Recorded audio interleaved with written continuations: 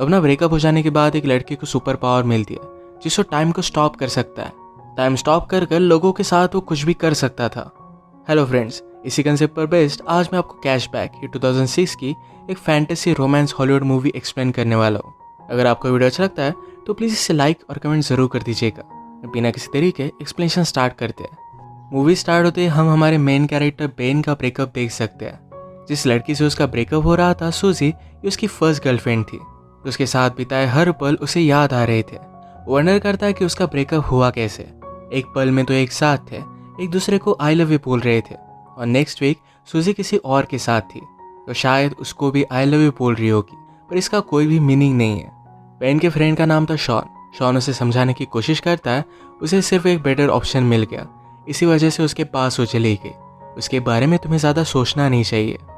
तुम किसी ब्यूटीफुल सी लड़की को डेट करो, फिर सूजी को जेलस लगेगा और तुम्हारे पास वो वापस आ जाएगी। शॉन का लड़कियों के साथ एक्सपीरियंस बहुत ही घटिया था।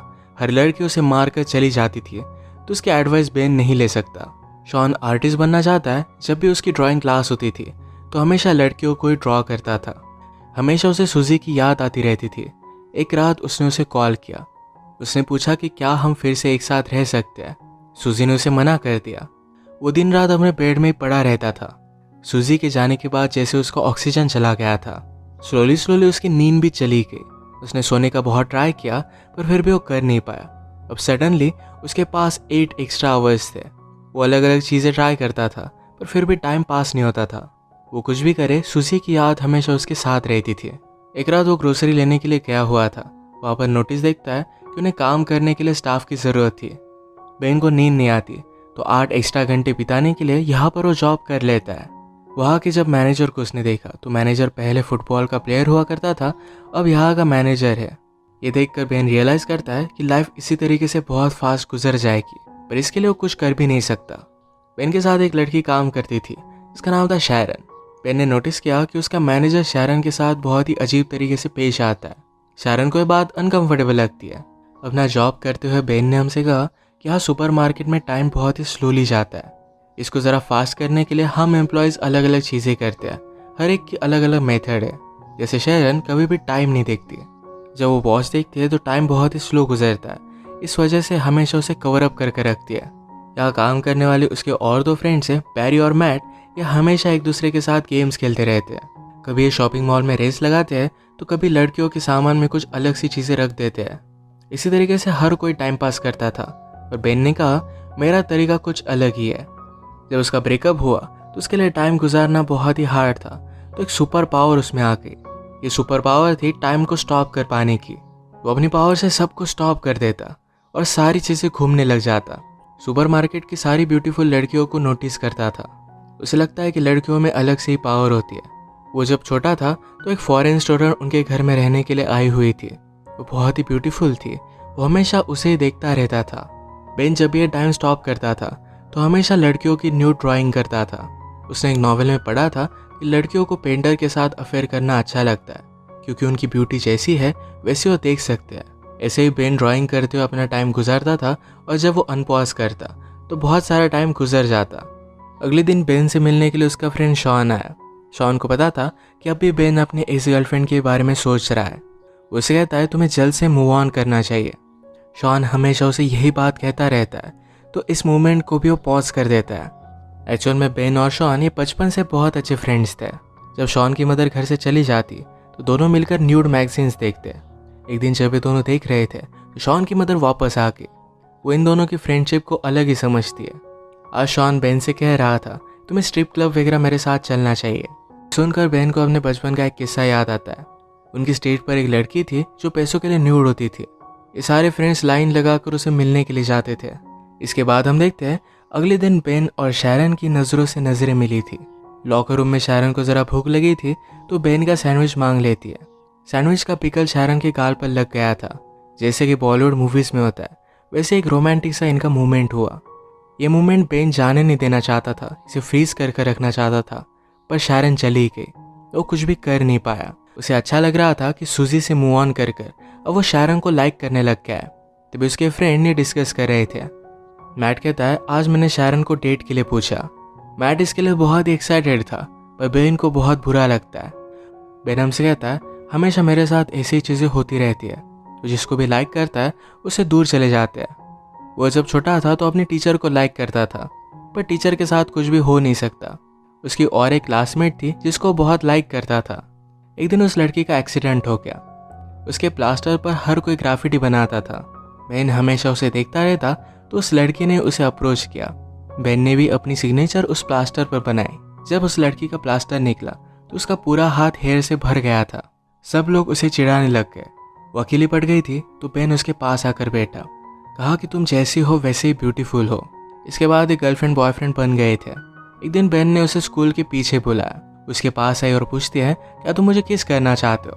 बेन कहता है कि हाँ, पर कल तुम मुझे यहाँ मिलना। कल स्कूल में कोई भी नहीं होता। कल हॉलीडे था तो उन्हें कोई भी डिस्टर्ब नहीं करता। अगले दिन बेन ने उसका बहुत वेट किया, पर वो आई ही नहीं।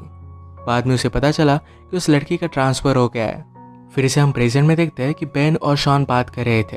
बेन ने शारन के बारे में शॉन को बताया, पर वो ये भी कहता है मैट और शारन आज मूवी देखने के लिए जाने वाले हैं। शॉन ने कहा कि वो सिर्फ एज अ फ्रेंड्स मूवी देखने के लिए जा रहे होंगे, उनके बीच में कुछ है ऐसा कंपल्सरी नहीं। पर जब नेक्स्ट डे बेन काम पर जाता है तो मैट अपने फ्रेंड से शारन के बारे में बात कर रहा था। वो बता रहा था कि वो और शारन कल रात इंटीमेट हुए। बेन का दिल टूट जाता है। इसी मोमेंट पर उनके मैनेजर उनके पास आए, कहते हैं मेरे एक ओल्ड फ्रेंड के साथ मैंने बेट लगाई थी, उसकी टीम के साथ हम सबको मिलकर फुटबॉल खेलना है। इस फुटबॉल मैच पर मैट को सपोर्ट करने के लिए शारन भी आई हुई थी। इनमें से किसी को भी फुटबॉल खेलना आता नहीं था, तो बहुत ही बुरी तरीके से हार रहे थे। ऑपोजिट टीम के 26 गोल हो गए थे, उनके 0 ही थे। बेन को बोर होने लग जाता है, तो टाइम को फिर से उसने स्टॉप कर दिया। बेन हमसे कहता है मुझे हमेशा यहाँ पर बहुत ही ज़्यादा सेफ लगता है, कोई भी उसे डिस्टर्ब नहीं कर सकता। वो कैफेटेरिया में गया तो अचानक से उसे कुछ आवाज़ आई। वो आसपास देखने लग जाता है। एक आदमी अनफ्रीज होकर वहाँ से भाग गया। बेन सिर्फ अकेला नहीं है जो टाइम स्टॉप कर कर घूम फिर सकता है। घूम फिर कर बेन फिर से मैच में वापस आया। इनका लास्ट गोल था, तो मैट ने जोर से फुटबॉल को किक किया तो मैनेजर की नाक को तोड़ देता है। उसे हॉस्पिटल लेकर गया। बेन को कहकर जाता है कि शारन को घर छोड़ देना। बेन और शारन फिर कॉफ़ी खिलाए। बेन शारन से पूछता है कि तुम और मैट डेट कर रहे हो। शारन ने कहा कि ऐसा कुछ भी नहीं है, हम सिर्फ एज अ फ्रेंड्स ही मूवी देखने के लिए गए हुए थे। बेन को ये बात सुनकर अच्छा लगा। शारन का एक बॉयफ्रेंड था, उसे ब्रेकअप किए हुए उसे 6 महीने गुजर चुके हैं। बेन भी अपने ब्रेकअप के बारे में उसे बताता है। एक दूसरे को और भी जान लेते हैं। शारन ने कहा कि नाइट में मैं स्पेनिश सीखती हूँ, उसे अलग अलग प्लेसेस घूमना है, वहाँ के लोगों के बारे में जान लेना है। स्पेनिश सीखने के बाद शायद वो स्पेन में जाकर वहाँ पर टीच करेगी। उसे साउथ अमेरिका भी बहुत अच्छा लगता है, तो वहाँ पर भी वो जाना चाहती थी। वो बेन को उसके ड्रीम्स के बारे में पूछती है। बेन ने कहा कि मुझे ड्रॉ करना बहुत अच्छा लगता है, शायद एक दिन उसकी भी आर्ट गैलरी में एग्जीबिशन होगा। शारन ने कहा कि मैं हमेशा एक आर्टिस्ट से मिलना चाहती थी, वो वर्ल्ड की किसी भी चीज़ में ब्यूटी देख सकते हैं। ये बात शारन को बेन की बहुत अच्छी लगी। बेन ने शारन को घर पर छोड़ दिया। ये दोनों किस करने वाले थे, पर ये सही से हो नहीं पाई। अगले दिन मैनेजर ने अनाउंस किया कि उसका बर्थडे आने वाला है, तो सबको उसके घर पर पार्टी के लिए आना पड़ेगा। शारन फिर बेन से पूछती है क्या उस रात तुम मेरे साथ चलोगे। बेन इसके लिए हाँ कहता है। इन दोनों की एक ऑफिशियल डेट थी। मैनेजर ने बेन को बुलाया, कहा कि बर्थडे पर एक सरप्राइज स्ट्रिपर भी होनी चाहिए, इसका इंतज़ाम तुम करोगे। बेन को पता नहीं था कि वो कैसे करेगा, पर वो शॉन की हेल्प लेता है। शॉन को इन सब चीज़ों के बारे में बहुत ही अच्छी नॉलेज होती है, तो उसे एक पब में वो लेकर गया। वो एक लड़की से बात करते हैं, पर उस लड़की ने कहा कि मैं उस रात बहुत ही बिजी हूँ, मेरे एक फ्रेंड को वहाँ पर मैं भेज दूंगी। कल रात के बाद बेन को हर जगह पर शारन ही दिख रही थी।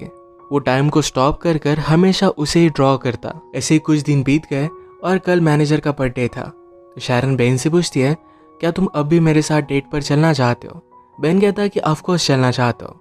जाते वक्त शारन बेन को प्रॉपरली किस कर गई। इतने दिन तक बेन को नींद नहीं आई थी, पर आज रात वो बहुत सोया। उठने के बाद उसे एक आर्ट गैलरी से कॉल आता है। बेन के पिक्चर्स उन्हें बहुत अच्छे लगे थे और उसे मिलने के लिए बुलाया हुआ था। बेन इसके लिए बहुत ही एक्साइटेड हो जाता है, पर इस सिर्फ उसके फ्रेंड मैट और बैरी उसका मज़ा ले रहे थे। रात में बहुत ही अच्छे से रेडी होकर वो शारन के पास पहुंचा। वो शारन को अपने आर्ट की गुड न्यूज़ बता देता है, उसे भी बहुत अच्छा लगता है। ये दोनों फिर पार्टी में आए, पर बेन यहाँ पर सुजी को देखता है। पार्टी में इन्होंने ऑर्डर की हुई स्ट्रिपर भी आई हुई थी। ये वही स्ट्रिपर थी जो शॉन और बेन बचपन में देखने के लिए जाया करते थे। शॉन मौके का फ़ायदा उठाकर उसे डेट के लिए पूछ लेता है। शॉन हमेशा लड़कियों से कुछ भी गलत चीज़ें बोलता था, पर ये लड़की उसे बचपन से जानती है तो कोई भी प्रॉब्लम नहीं आएगा। शायद उसकी भी लव स्टोरी यहाँ से स्टार्ट हो जाएगी। पार्टी में बेन ज़रा वॉशरूम के लिए जाता है तो वहाँ पर सूजी भी थी। सूजी को बेन को शारन के साथ देखकर ज़रा बुरा लगा था। वो रियलाइज़ करती कि बेन उसके लिए परफेक्ट था तो उसे फिर से पाना चाहती थी। बेन उसमें कोई भी इंटरेस्ट नहीं दिखा था। इसी के पैरेलल में हम देख सकते हैं मैनेजर शारन से बात करने लग गया। वो उसे हरास करने लग जाता है तो शारन इस पर गुस्सा होके और यहाँ से निकलने लग गई। उसने जब ऊपर बेन और सूजी को देखा तो उसी मोमेंट पर सूजी बेन को किस कर रही थी। अगली मोमेंट पर बेन ने उसे झटक दिया था पर शारन ने देखा नहीं।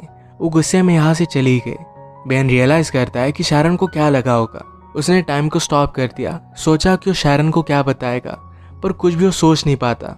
ऐसे उसने 2 दिन तक टाइम को स्टॉप करके रखा था। अनपॉज करने के बाद भी वो शारन को मना नहीं पाता। उसे मिलने के लिए गया पर शारन उसकी कुछ भी बात नहीं सुनती। उसे फिर से नींद आना बंद हो जाता है। जैसे हमने पहले देखा था कि बेन के फ्रेंड्स ने उसे प्रैंक कॉल कर एक आर्ट गैलरी में मिलने के लिए बुलाया हुआ है। तो बेन एक्चुअल में अपना सब आर्ट लेकर उस आर्ट गैलरी में चला जाता है। वहाँ के एजेंट से उसने बात की तो उसकी कोई भी अपॉइंटमेंट नहीं थी, पर एजेंट उसकी ड्राइंग देख लेता है। उसे ड्राइंग्स बहुत ही पसंद आई। वो बेन को अपॉर्चुनिटी देते हैं और अब उसका एक आर्ट शो होने वाला था। इसका इनविटेशन बेन शारन को देकर आता है। इस एग्जीबिशन ने शारन की बेन ने जो भी ड्राइंग्स बनाई थी सिर्फ यही लगाई हुई थी। ये सब कुछ बहुत ही ब्यूटीफुल था। बेन से एक आर्ट की एजेंट बात करने लगी। कहती है मुझे तुम्हारी ड्राइंग्स बहुत ही पसंद आई। वो न्यूयॉर्क से थी तो उसे बहुत बड़ी अपॉर्चुनिटी दे सकती थी। बात करते हुए बेन ने नोटिस किया कि शारन भी ये शो देखने के लिए आई हुई है। ये आर्ट एजेंट उसे पूछ रही थी कि फ्यूचर में तुम क्या करना चाहोगे। बेन कहता है कि मुझे साउथ अमेरिका में जाकर ट्रैवल कर ड्राइंग करनी है।